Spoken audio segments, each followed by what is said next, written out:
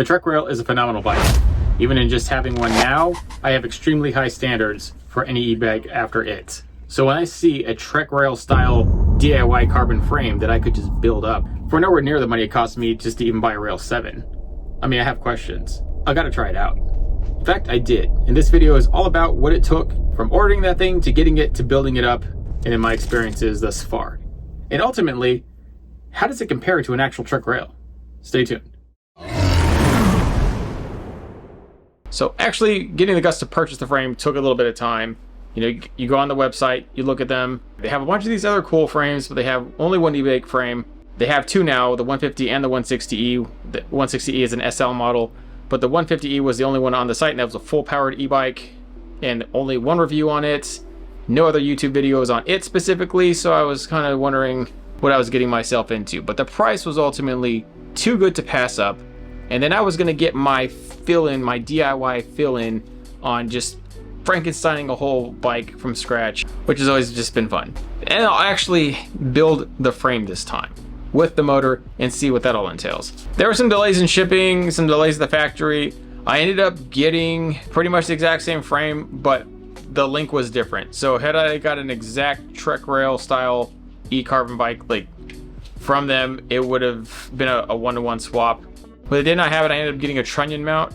So it's slightly different. You'll look at the mount, it is different. The shock is different. It's a trunnion mount. The shock is shorter, but it's still same travel. And I chose to get the trunnion mount because it was the only one available, and to wait for an actual full Trek Rail style frame would have taken months longer. And I ended up getting the battery first, and then the frame came shortly after in a box. Everything was really nicely, tightly packed in bubble wrap, very, very tightly packed. It survived shipping all the way from wherever it came from and came to my doorstep unscathed. Opening up the box and then putting all the parts on the table, looking at it, what it all entailed. There wasn't a whole lot there, but there was enough there that maybe you might feel a little intimidated. Once you start getting through it all, pretty much everything that's there only fits in one place. It's only gonna go, and like it only has one major wiring harness that connects everything, and it's color coded. So really hard to mess up. Not only is it color coded, but it's shaped differently, so you couldn't even put it in the wrong port if you wanted to. There's only one wire I couldn't figure out, or two wires, and that's these spay connectors, but I think they go just as additional leads to possibly like a front light or something. There didn't seem to be anything missing at the end, but I did run these to the front. So these cables need to go to the front. The orange one hooks into the battery interface. The green one hooks into the actual remote display. The larger black connection hooks into the actual motor. And then the power ground lead from the battery interface themselves run all the way back and plug into the motor in a very obvious place. All of it's very obvious. And the battery interface, the front and back of it itself only attaches with 4 bolts. So just keep this all in mind. We're gonna go ahead and do some pre-rigging. We're not gonna install the interface in yet because it'll make everything else a lot more difficult to do. But the things you can install right away are the charge port. That's what that is, and it requires 3 small countersink screws, and they're very obvious that it's only those that fit in that port. In the end of that charge port is a blue connector, and that connects right directly into the blue connector, and the orange one hooks directly into the wire harness. The harness also comes with a plug with an interface like this. This one goes right next to the power plug right there, that yellow plug, it goes right next. And there are 4 different ports, and 2 of those have this same interface. You're gonna wanna plug that one closest to the power plug. And the other one towards the back is for the speed sensor. It also has a bluish purple port there. I don't know what it goes to. I have no idea. Just make sure the power plug from the battery interface and that specific plug are running back down the frame toward where the motor install goes as you are installing the battery interface. I'm just showing you how to do this now. You actually can't do this step until way later. You're gonna have to run all the wires, make sure all the cables are ran correctly before you can even install the front and back interfaces for the battery. But once you get to that point, this is how you would do it. The one cable with the green marker, this one, actually runs to the display screen. And then the actual remote control plugs also into the display screen. Both of them go right next to each other. Once the battery is charged and installed with all the wires ran, you can now view the whole system at 100% with all the assist modes. There's only one set of wires that are unaccountable. These are just spade connectors. There's no male end connectors anywhere on the bike, nowhere where this would actually go. and it runs the way toward the handlebars, so it just doesn't make sense that it's for an add-on. Hopefully it's for a light, because I really would actually like a night light for this bike. It would be fun. Currently nobody does it.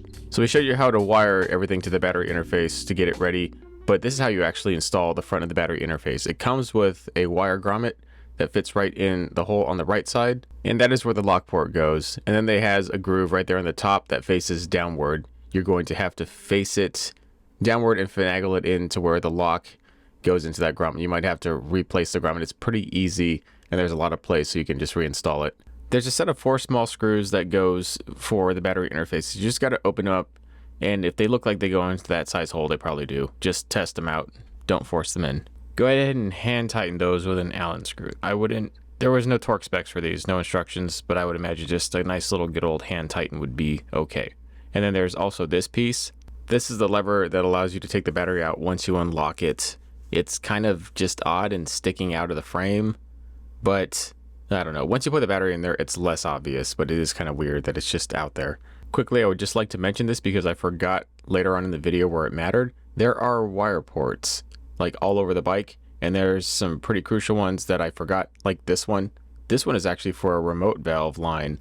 So if you have like a Fox Live valve or some sort of remote valve shock assist, you can totally run it. I just thought that was a cool feature. I thought I'd put it here. The back interface is just nothing but a rear bumper that installs very obviously where the rear bumpers are facing inward toward the cavity. You just screw that in place too. There's a sweet spot for this bumper. If it's in too close, then the battery will feel like it's stuck and it won't drop down when you unlock it. If it's, you just back it up a little farther, that way the battery doesn't bind. Kind of sketchy. That's only held together with 2 little screws, but doesn't seem to be moving. Same thing with this over here, but we can adjust those at will. There's a lot of play within these screws that kind of is whatever, but let's just go ahead and finish the system and see how it works. Now we're able to stuff these wires in here like so, get them placed in between these grooves, and then we're going to be putting back on a little carbon. What's left is the motor and the battery. I think the biggest hurdle that you'll run into is making sure all your wires and cables flow correctly, so they're the exact length they need to be. And then there is a cover plate inside the cavity there that you take off. It's just 2 small Allen screws that keep that plate on. Take it off. You can see grooves in there where the wires are supposed to channel through and kind of be secured there. There, all your wires, your shifter cables, your hydraulic lines, everything, they're running smoothly. There is a cavity. There's an actual void between the frame and the motor inside, which makes running wires pretty awesome. So all the wires are ran internally underneath that plate, except for right where the frame pivots. So there's just line through areas. They're marked there with plastic tubing to show where the flow of it goes. You can even use those as guides, but I found it much easier to remove the wire grommets where your cables are eventually going to have to protrude anyways. They're very easy to remove. There are 2 of them in the very back that they pop up with just your finger. The other ones in the very front that guide all the cables that go to your handlebars, those are able to remove with the Allen screw. There's so much room in there, I stuck my whole hand in there and actually guided in the very front the wires that needed to go where they needed to go. And the back, though, it was a little bit more challenging running it through the seat stay.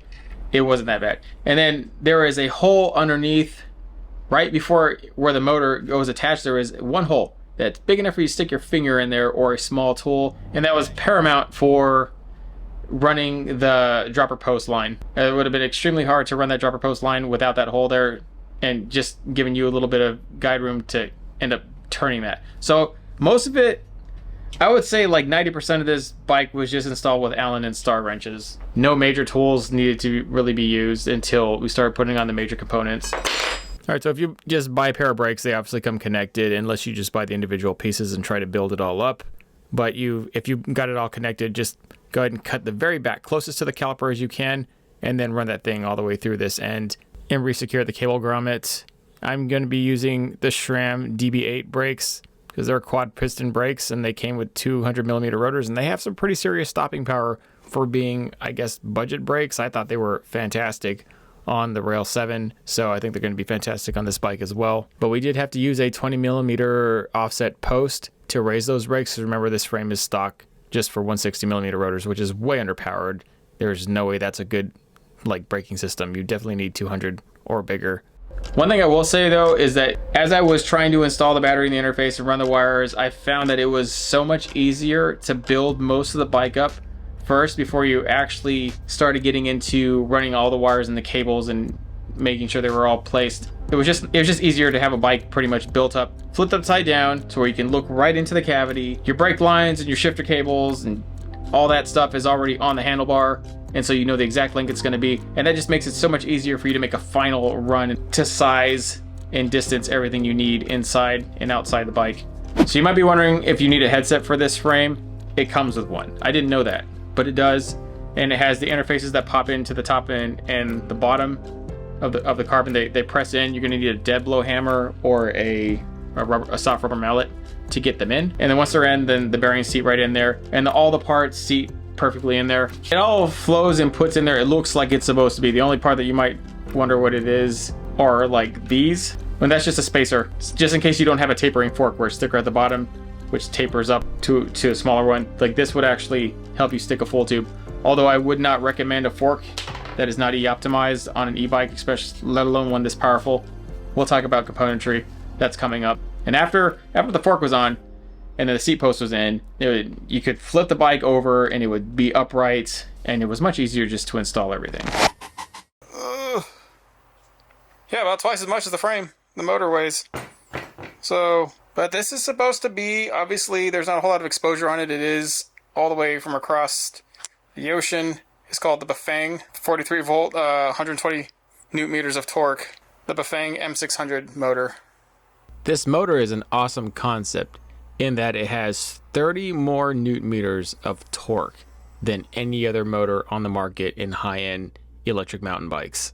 Like 85 to 90 newton meters is considered a full power class 1 e-bike. With this thing at 120, I just wonder what it's going to do. So this motor has 4 plug-in ports. The yellow one is the very obvious power port, and then it's got 2 interfaces exactly like the one here and then the one over here. I didn't get any instructions on how to really install this thing, but that interface over there is actually closer to the wire harness from the forward, and then the rear one back here is actually closer to the rear, so I'm thinking that one is specifically for the speed sensor, which takes the same interface. So we go ahead and we plug that one right in that very front. It also has a purplish blue interface plug there, which I have no idea what it does. You're also going to have to run both of these wires through this hole. There's a finger-sized hole at the very bottom of that cavity that is the only way these wires will run cleanly without the motor smashing them and binding. Once you get them ran through, you can now put the motor in. It's very obvious how it goes. The grooves fit the motor. No other motor can fit in there. And there's 3 major anchoring points for you to secure the motor to. This kit came with 2 sets of 3 5/16 inch bolts. The ones with a flatter, skinnier panhead are the ones that are actually supposed to go in here cleanly. Both sides bolts, though, were actually short. They barely gripped the anti-lock inside. I don't know if they did that on purpose, but I personally thought it was kind of sketch. I would like a full grip, but I digress. Anyways, there are shrouds. 2 of them. This one goes on the one side, covering the wires, and this one goes on the bottom, probably the most important one. It has 4 very obvious bolts that only go one way, and 3 very obvious small bolts that only go into the side of that side shroud. You might actually find some blocking where the holes are supposed to go in on the very bottom. You just got to poke that out with like a toothpick or something. And then here are the cranks. They're pretty basic, nothing extraordinary about them, but they do feel solid and they will work well with the motor. They also come with these caps that require 1 newton meter of torque. Essentially, once you start to tighten the top Allen bolts, that thing just gets locked in place. So this is a 32 tooth chain ring. Seems pretty robust, but it's really only going to fit basic drivetrains, which is fine because we're going to be running the XT drivetrain on this bike specifically because it's the one that came off the old bike, and the Shimano chain wraps around all these teeth quite well. But there were some fails. For one, there was no chain guide with this chain ring, so the chain was immediately going to fall off when you shift up into the gears 9 through 12. And the lock ring. Every motor has a lock ring, and they also have a lock ring tool that's available. But this one was only available through AliExpress, and it would take 2 months to get here. Thank heaven I was next to a very capable bike shop, or I would have just been SOL. I don't know how you're going to be able to tighten that thing. There's no other lock ring that even comes close to fitting in there like that. It's a specific tool set from Bafang for these. And then the other one is bizarre. I don't even know what it goes to, but this one specifically goes to it. And so just know that if you get this bike, you're going to need to get the Bafang lock ring tool set also. Honestly, in any e-bike you own, you should have the lock ring tool for the motor. It's just best practice. There were also 3 small mounting holes on the motor body that you could tell were for a chain ring, but there was no chain ring included with the cranks, which is a monstrous fail. So what I had to do was I ended up having to take off my old E13 chain ring that I got off the Rail 7 and I bootlegged it. I like retrofitted it right to here, and I was able to get it secured with one of the bolts in the main body, and then another bolt I had to buy from a hardware store. It looks stupid, but thank heaven the chain ring will cover it up, and the other side will be covered up by the shroud, so nobody's gonna know unless they watch this video. And that wasn't the only major fail. There were just some missing parts and some wrong parts. Like, for one, this is the battery cover that it allows it to look like it's part of the frame, and you secure the battery to it with 4 bolts, but the ones they gave me are over there and they're too big. And then I also just was missing a wire for the speed sensor, and instead I got a double harness, so I think they just mixed it up. Still, it was kind of devastating because there's really not a large presence for this bike down here, so sourcing parts was very worrisome. Luckily, I found some on walmart.com, and I came across the exact speed sensor cable. I got one 30 centimeter and the other 60 centimeter. Those are the exact plugs that they need. It's gonna work, but I gotta wait now for a week or 2 to get it. But the biggest fail, and I do mean the biggest fail, is that there were no instructions included in the packaging. And then you go to the website, there's not even a downloadable manual anywhere. And if I had not just recently broken down and completely rebuilt up a new e-bike, I might have not even known what to do. All right, so I was worried about these derailleur hangers, but these are really actually pretty beefy. They're pretty serious. So, well, I mean, versus the pivot point there, but slight compression into the mold. Like, you had to kind of really pull that through axle through here to get them to seat correctly, but once they sat correctly, I think it was all right.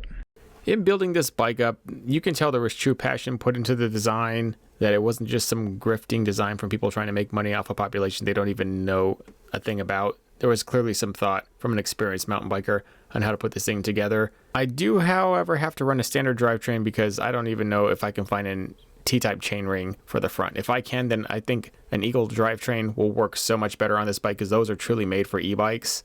But right now the XT is what we got. And since the trunnion mount is the only thing that really kept this frame from being a true like Trek Rail clone, I had to get a shorter stroke shock that took trunnion bolts, and the trunnion bolts come right directly with the kit. They fit right in there under 10 newton meters of torque, and that just fit in perfect. Super slack geometry. So that rotor's kind of work from storage. We got that out. And the Bontrager Line Comp 30 rims are just standard with the Trek Rail 7. They're pretty nice. I don't know how alloy rims and a carbon frame is going to do. Probably should have got the carbon rims with this carbon frame, but I don't know how their carbon rims I think are probably pretty good. The XT went on there. I didn't even have to. I bought a new chain, but the old chain, so the linkage was correct. So this actually works just fine. Got that to work. Got that tightened. Got 2 pedals in. Got the shocks even. Usual. Be fun to kind of test out that shock. I know it's got most of the adjustments, but it's just going to be a little bit different than my coil that's on my rail. Had to use one spacer. Bought some spacers off Amazon. Just use one. Spot for a drink kit if you need it. Got this random wire. I'm pretty sure the more I think about this wire, I'm pretty sure it's just an add-on. Like if you wanted to add a light or something. So I'll probably just be taping these up, making sure no water touches them so they can't mess with the system, and just tape them to a cable. Probably we'll be taping them to the one cable. This is the fail. Like it's not that they have wires coming out of the controller. It's that they're coming out vertically, and they're just like not smartly done right here. All the controllers that come for e-bikes have wires coming out of them that are running through from the frame, obviously to the controller, but like they're coming out sideways or angled, and these are just gonna catch. One crash, we're lucky if these don't catch and break off. So you can just tell by design they're gonna break easily, and then getting replacement parts for it, gotta go through like AliExpress or something crazy. So it's just like, what do you do here? The geometry is crazy on the bike though, so looks pretty good. Let's tune this front brake. Let's bleed that rear brake. Let's see what it says when we try to power it on. Uh-oh, it came on. There it is.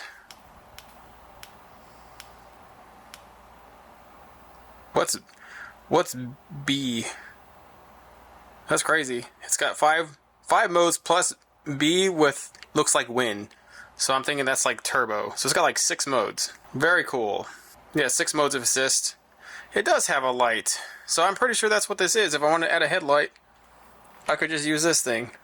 This wire. I'm pretty sure that's what those wires are for, a headlight. That's something that Bafang probably does stock with most of their bikes. I think like when you looked at their stuff, you researched them online, it's a lot of recreational stuff that they normally specialize in, so that add-on into a harness isn't surprising. Let's do the 1 mode.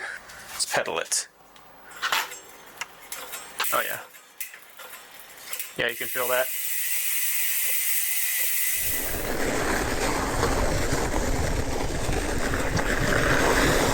Era 21? What do you mean Era 21?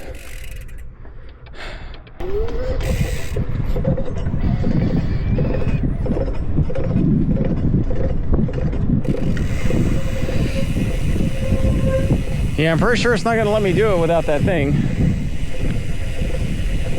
It feels nice for the 3 seconds I can use it. It actually feels like a pretty comfortable bike. Just not. Yeah, it feels really good. The bike itself feels great. And it's actually lighter than my rail. Like, the bike is physically lighter, you can feel it by about, I don't know if it's 10 pounds. It's like definitely some noticeable weight off.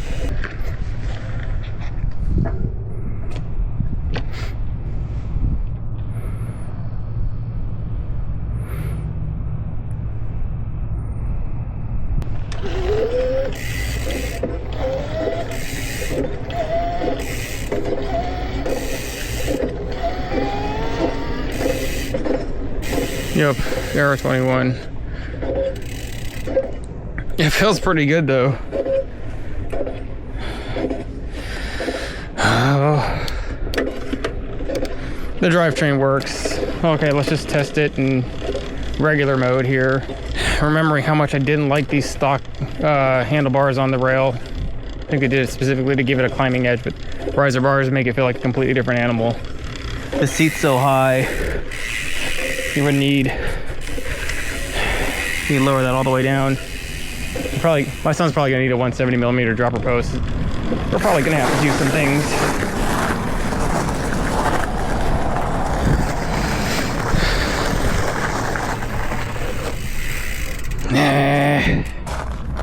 It's pretty sweet. Even in like mode 2, it was pretty powerful. Like I just such a bummer I can't really show you like what this thing's capable of, but maybe this video will bring some quality control attention to what they do, because for as long as it made me wait for this frame, there should have been nothing wrong, no parts missing, nothing, and it's such a disappointment. But I have a feeling they'll fix it, that they're a good company in the end. And we'll get this thing up and going, and I'll show you what this thing can really do. It does feel very nice though, like just standalone without any power on in the stupid Era 21 code. It does feel good.